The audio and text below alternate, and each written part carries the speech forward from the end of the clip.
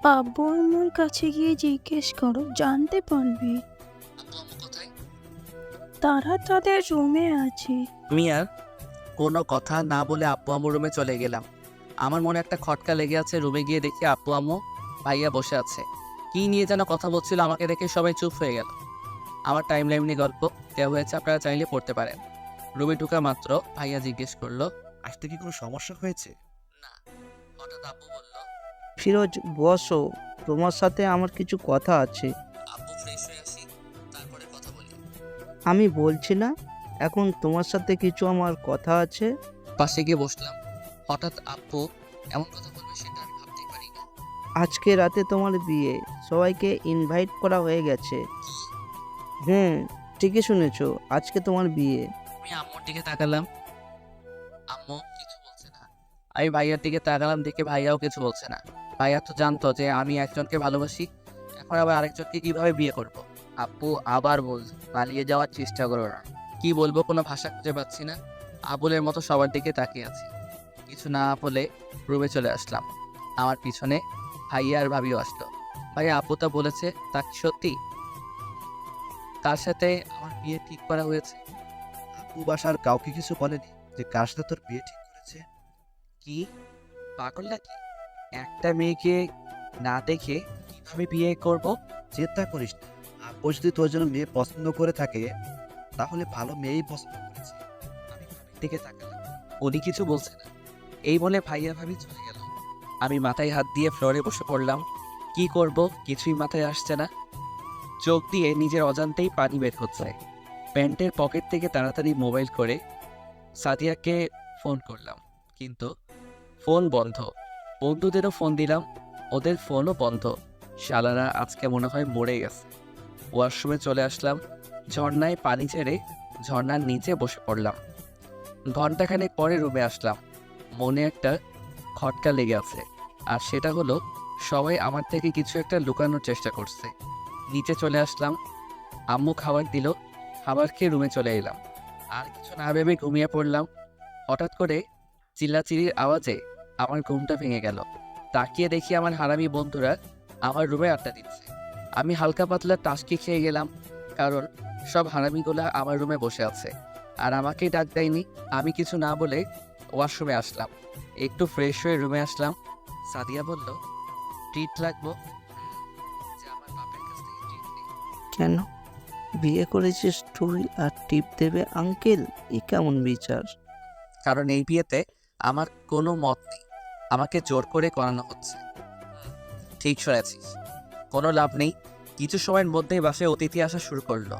সাইমা ওর স্বামীর সাথে নিচে চলে গেল, আর আমার বাকি 3 হারামি আমাকে হালাল হতে সাহায্য করছে, মানে রেডি হতে।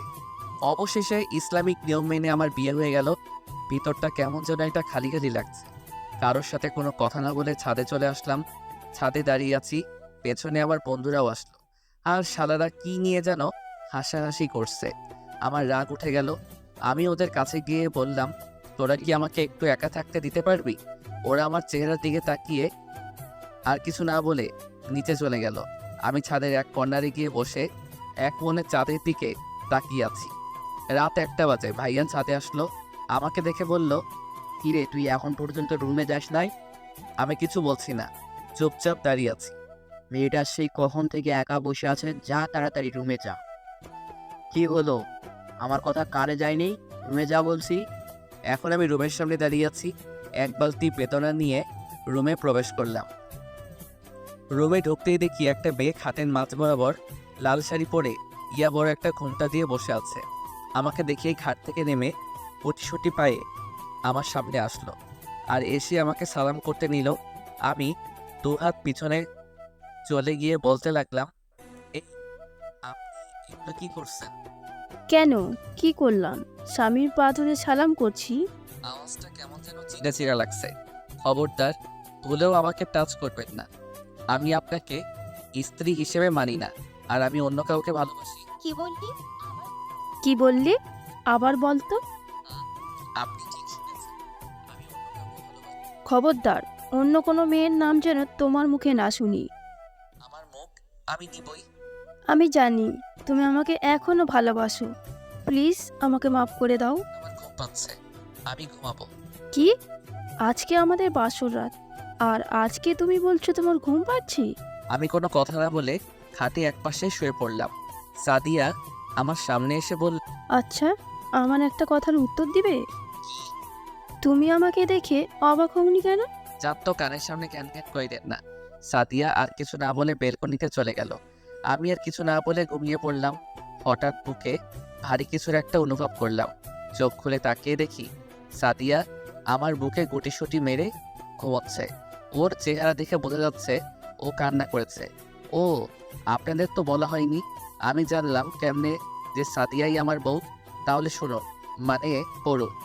সন্দেহ এক, আমি যেই দিন মালয়েশিয়া থেকে বাড়িতে এসেছিলাম, আব্বু আম্মুর রুমে ঢুকতেই শুনি তারা সাদিয়াকে নিয়ে কথা বলছে, আর আমাকে দেখেই চুপ হয়ে যায়।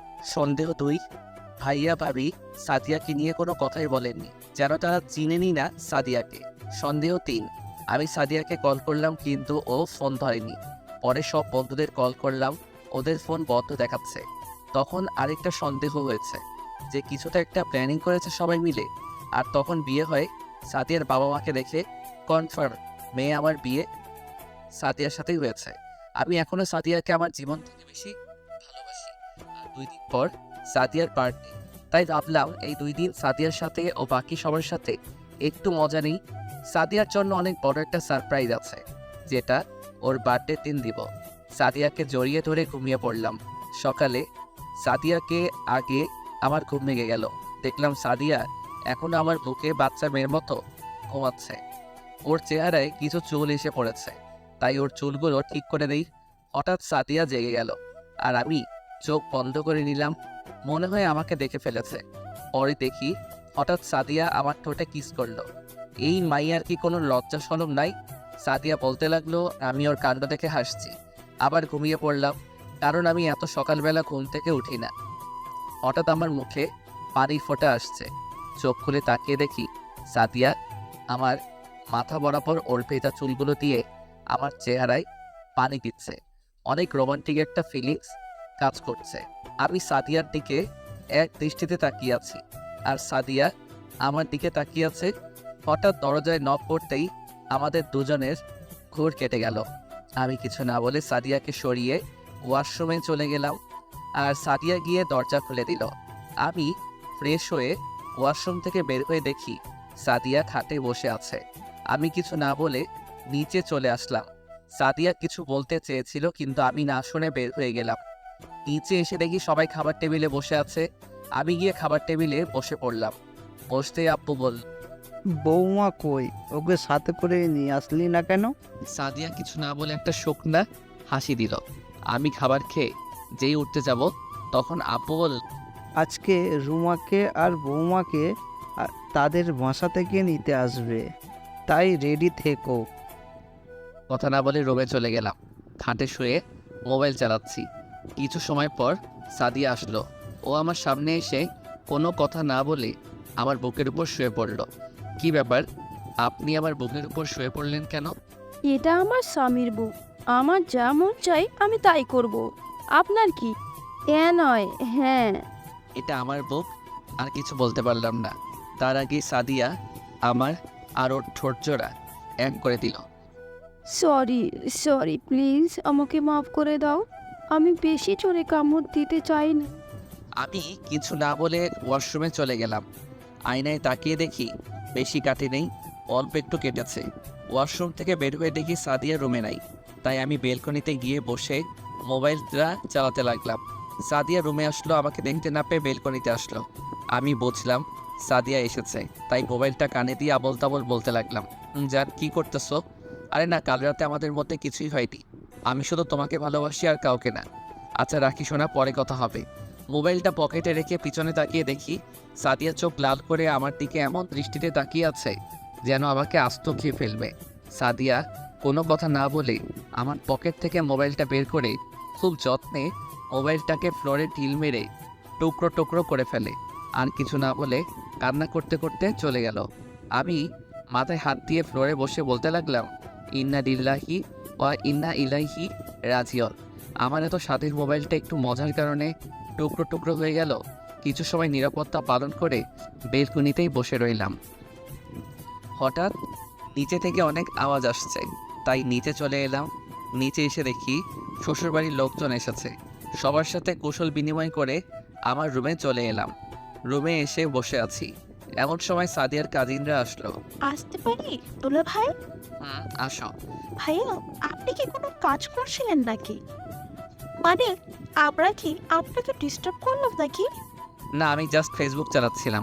তখন দরজার দিকে তাকিয়ে দেখি সাদিয়া দরজার কাছে পালিয়ে আমাদের কথা শুনছে। তাই আমি সাদিয়াকে লাগানোর জন্য বললাম, বিয়ের সময় তোমরা কোথায় ছিলে? আগে জানলে তো সাদিয়াকে বিয়ে না করে তোমাদের দুইজন থেকে যেই কোনো একজনকে বিয়ে করতাম। বেশ কাম হয়ে গেছে। সাদিয়া তো তেলে বেগুনে জ্বলে উঠল, কিছু না বলে চলে গেল। আর এইদিকে ওরা দুজন শরমে একেবারে লাল হয়ে যাচ্ছে। হয়েছে, আর তোমাদের সনক পেতে হবে না। ওদের সাথে কথা বলতে লাগলাম। হঠাৎ সাদিয়া একটা ট্রেতে কফি নিয়ে আসলো। ওদের দুজনকে কফি দিয়ে আমাকে কফি দিল। আমি কফি যেই মুখে দিলাম তেমনি ও মা গো!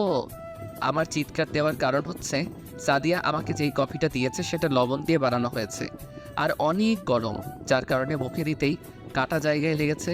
আর আমার অবস্থা টাইট। আমার চিৎকার শুনে ওরা তিনজন কেঁপে উঠল। সাদিয়ার দিকে তাকিয়ে দেখি ও মুচকি আসছে।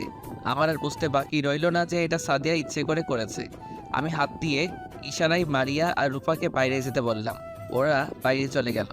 আমি দরজা আটকিয়ে সাদিয়ার দিকে এগোতে লাগলাম আর ও ভয়ে পিছন দিকে যেতে লাগলো। একসময় সাদিয়া পিছনের দিকে যেতে যেতে দেয়ালের সাথে লেগে যায়। আমি সাদিয়ার একেবারে কাছে চলে গেলাম। সাদিয়ার গরম নিঃশ্বাস আমার মুখের উপর পড়ছে। আমি কিছু না বলে সাদিয়ার কপালে একটা চুমু এঁকে দিলাম। ও চোখ বড় বড় করে তাকিয়ে আছে। আমি সাথে সাথে আমাদের ঠোঁট জোড়া এক করে দিলাম। সাদিয়া ছোটাছুটি করছে কিন্তু পারছে না। একসময় সাদিয়া সাড়া দিতে লাগলো। প্রায় 5 মিনিট পরে সাদিয়াকে ছাড়লাম। আমরা দুজনেই হাঁপাচ্ছি। সাদিয়া কিছু বলছে না, ও লজ্জায় লাল হয়ে যাচ্ছে। আমি ওকে রাঙানোর জন্য বললাম, ভাববেন না আমি আপনাকে ভালোবাসি। আমি জাস্ট আপনাকে শাস্তি দিলাম আমাকে খারাপ কফি দেওয়ার জন্য। ব্যাস, কাজ হয়ে গেছে। সাদিয়া তো তেলে বেগুনে জ্বলে উঠল। ওর চোখ মুখ রাগে লাল হয়ে গেল। আমি সোজা ওয়াশরুমে চলে গেলাম। কিছু সময়ের মধ্যে গোসল করে রুমে আসলাম। দেখলাম সাদিয়া রুমে নেই। আমি মোবাইলটা হাতে নিয়ে বেলকনিতে গিয়ে বসে গল্প লিখছি। ঘন্টাখানেক পরে আমি রুমে আসলাম।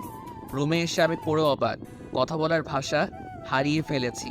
আমার পা যেন স্থির হয়ে গেছে, নড়তে পারছি না, কারণ সাদিয়া তার জামা চেঞ্জ করছে। হঠাৎ আমাকেও দেখে যে চিৎকার দিতে যাবে, আমি কোনোভাবে দৌড় দিয়ে সাদিয়ার মুখে হাত দিয়ে রাখলাম। এটা আবার কোন ভাষা বুঝি না, বাংলায় বলো। আমি সাদিয়ার মুখ থেকে হাত সরাতেই শুরু হলো এক অন্যরকম ভাষা। কুত্তা, শুয়োর, রামছাগল, লুচ্চা। ওই চুপ, এত গালি দেশ কেন? তুই এখানে আসলি কেন? তুই দেখোস নাই আমি জামা কাপড় চেঞ্জ করছি? আমি কি জানতাম নাকি তুই জামা কাপড় চেঞ্জ করছিস? তুই রুমে আসলি কেন? আমি তো রুমেই ছিলাম, মানে বের করি।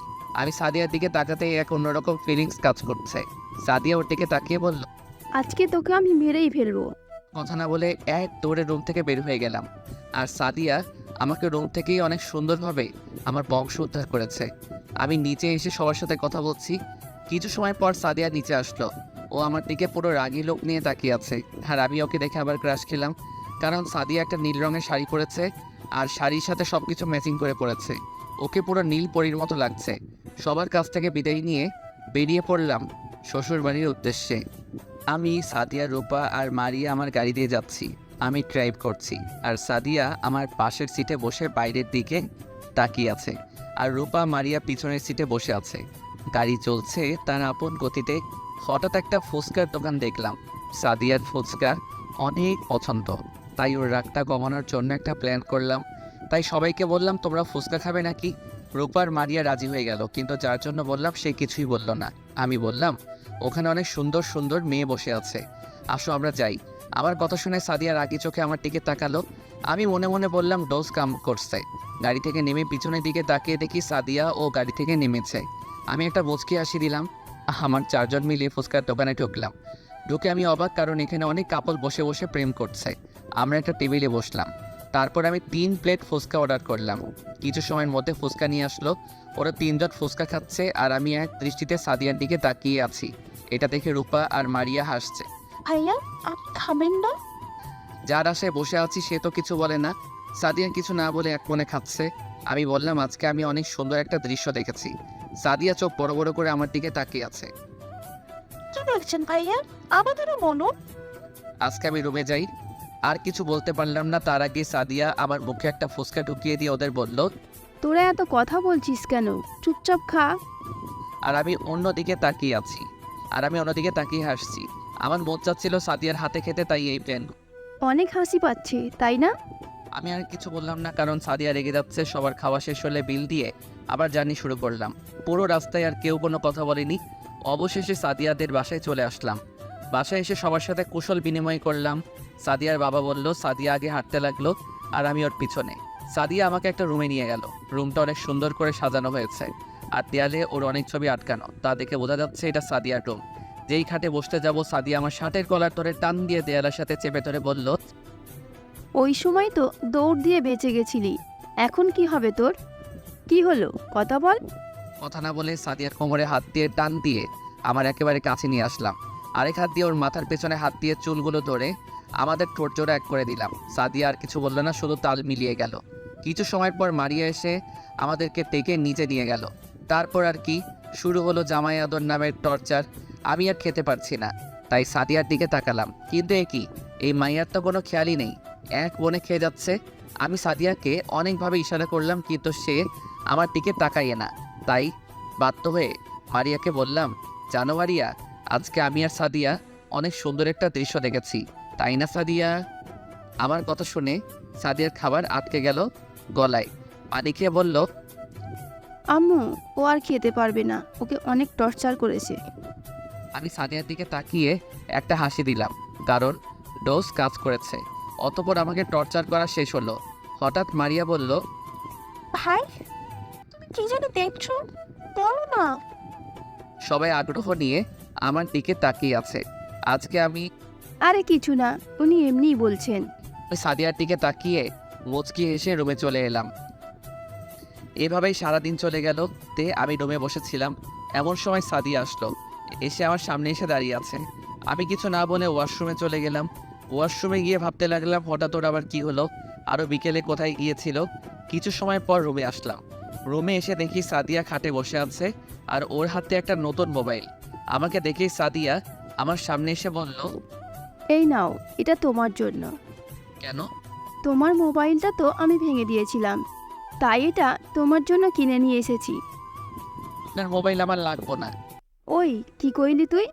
দেখ, ভালো মতো বলতেছি, মোবাইলটা নে, না হলে মায়ের একটা নিচে পড়বে না। কি আর করার, মোবাইলটা নিতে হলো। মোবাইলটা অনেক সুন্দর। হঠাৎ সাদিয়া আমাকে দেয়ালের সাথে চেপে ধরে বলল, আর কোনো দিন যেন তোমাকে অন্য কোনো মেয়ের সাথে কথা বলতে না দেখি। যদি দেখি তুমি অন্য কোনো মেয়ের সাথে কথা বলছো, সেদিন আমি কি করব আমি নিজেও জানি না। আমি কথা বলবো। আর কিছু বলতে পারলাম না, তার আগে সাদিয়া আমার আর ওর ঠোঁট এক করে দিল। রাতে ডিনার করে সবার সাথে কিছু সময় কথা বলে রুমে চলে এলাম। রুমে একা ভালো লাগছে না, তাই বেলকনিতে চলে গেলাম। কিছু সময়ের পর সাদিয়া রুমে আসলো। আমাকে রুমে না দেখে বেলকনিতে আসলো। এসে আমাকে দেখে আমার কোলে বসে পড়লো। কি করছো এখানে? কিছুই না। তুমি কি জানো কালকের পরের দিন কি? কি? তুমি কি সত্যিই ভুলে গেছো?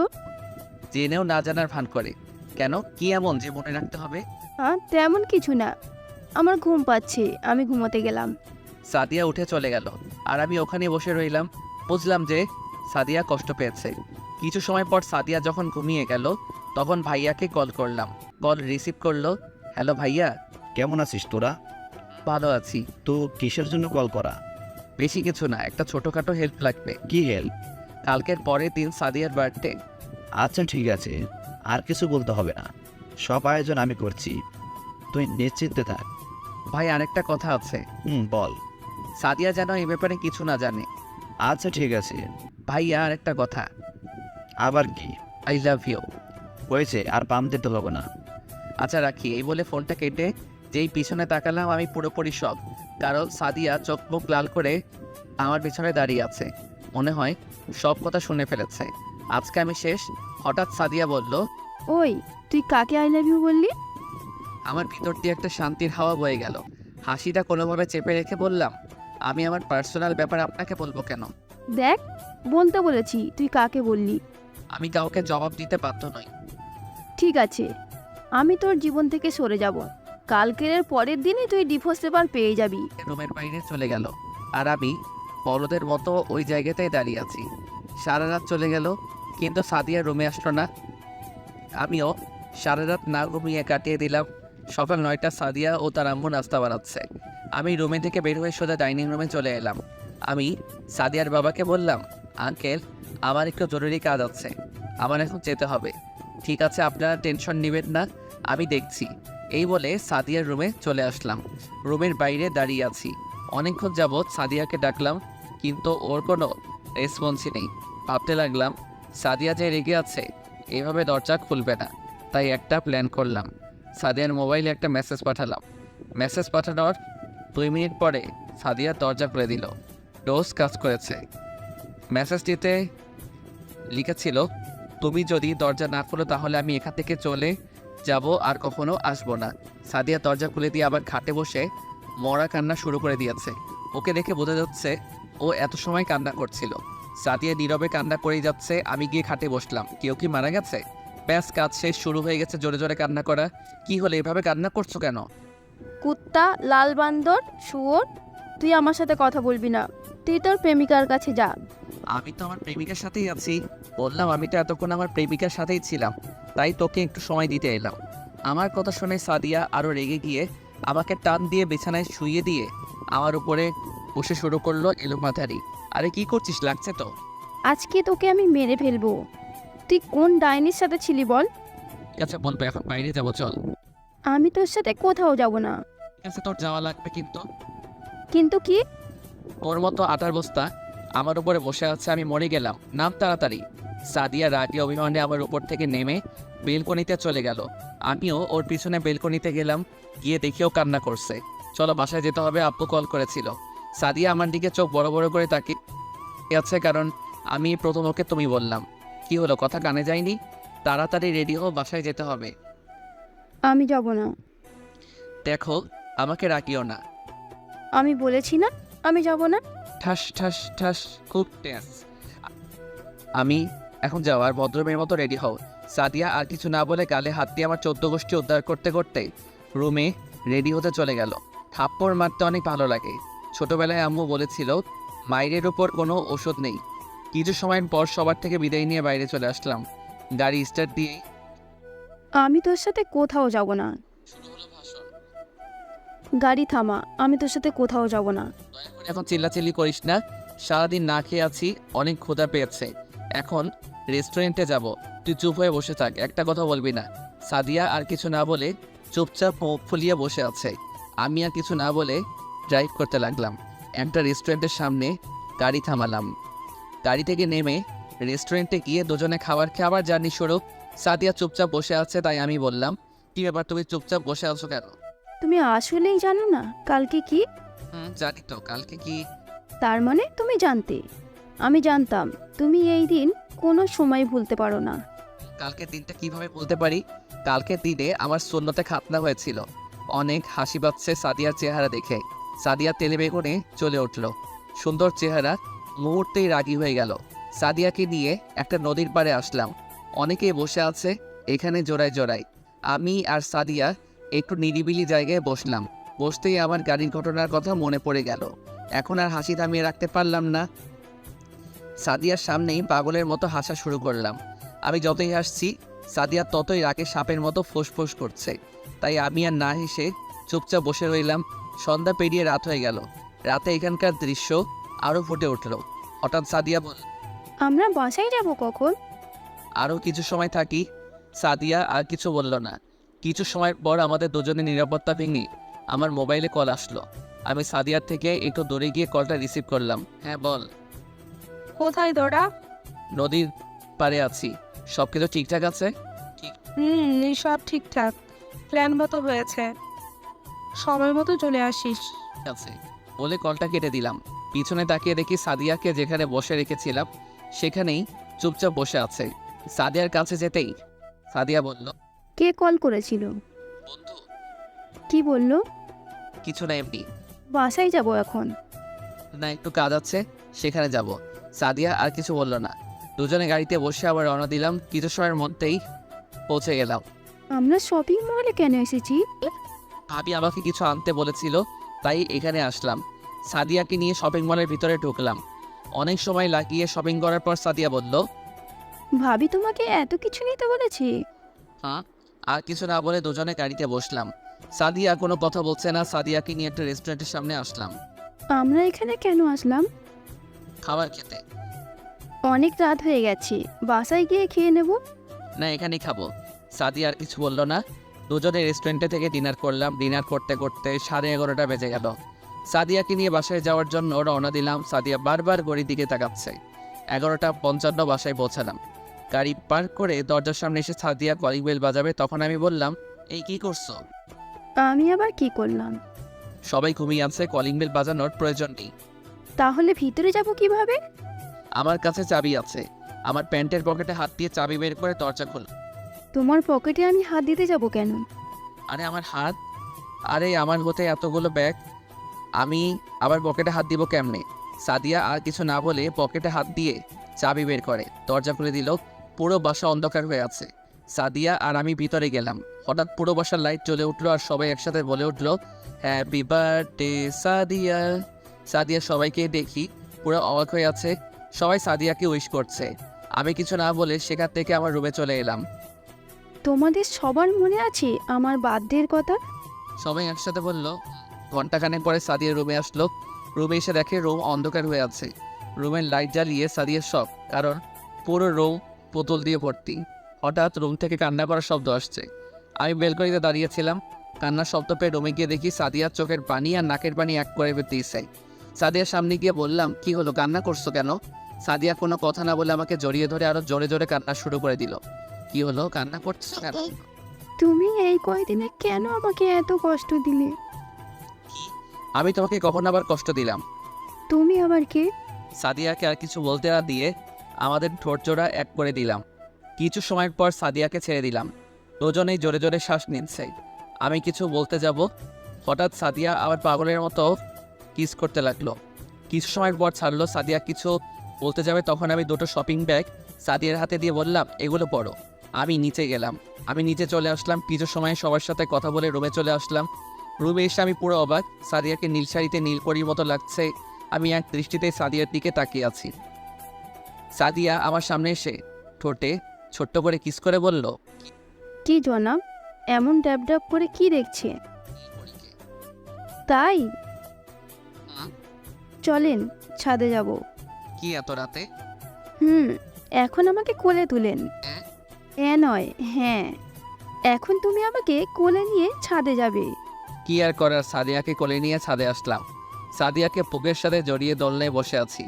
নিরাপত্তা ভেঙে সাদিয়া বল, জানো, আমার অনেক স্বপ্ন ছিল কোনো এক রাতে তোমার বুকে মাথা রেখে চাঁদ দেখব। তাই? আচ্ছা, স্কুলে তোমার ক্লাস কে কে ছিল? আমার স্কুল লাইফে একটাই ক্রাশ ছিল, আর সে হলো তুমি। আমি তোমাকে অনেক অনেক ভালোবাসি, কখনো আমাকে ছেড়ে যাবে না তো?